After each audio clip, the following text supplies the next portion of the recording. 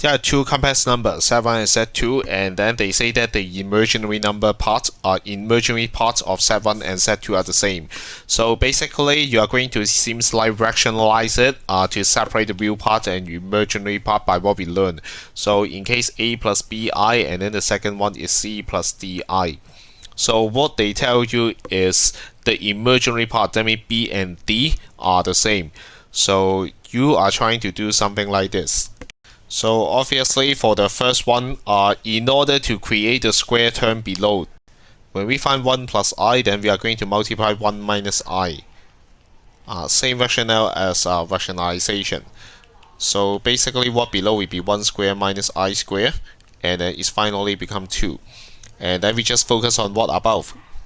2 minus 2i plus ki minus ki square. Therefore we have 2. And then negative k times I square that means negative 1. Negative ki square become negative k times negative 1. So it's become positive k without I. So it's plus k here. Basically, we don't care about this part because it will give you the real part. What we care about is the imaginary part. So what is left is ki minus 2i. So we can write plus k minus 2 times of I. So the imaginary part of set 1 is k minus 2 divided by 2 times of I, and without I is the imaginary part. So both sides we are going to multiply 2 plus I this time. We didn't change the value, but we changed its format. So below we have 2 square minus I square, and then it's become 4 minus negative 1, so therefore it's become 5. And then below k times 2 plus ki, and then plus 10i plus 5i square. So the real part is 2k, and also 5 times negative 1, we have minus 5. And then right hand side we have k plus 10 times of I. So this real part is k plus 10 over 5. Afterward, we just solve this equation, both sides times 5, both sides times 2.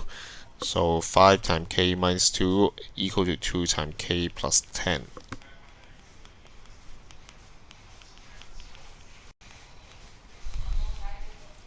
K is equal to 10. But if you get the answer is D, then you are wrong, because we are talking about what is set 1 minus set 2. So basically we are going to put in the value of k and then get set 1, set 2, and then we subtract it. That's the final answer. Most probably it's not D, don't be trapped. So therefore set 1 is 2 plus 10, and then plus 10 minus 2 times of I divided by 2. So 6 plus 4i is set 1. And also set 2 is 2 times 10 minus 5. 10 plus 10 times of I. So we have 20 minus 5, 15 plus 20i over 5, which is 3 plus 4i. Subtract them. Set 1 minus set 2 is equal to 6 plus 4i minus 3 minus 4i. So therefore it's just simply 3. The answer is C here.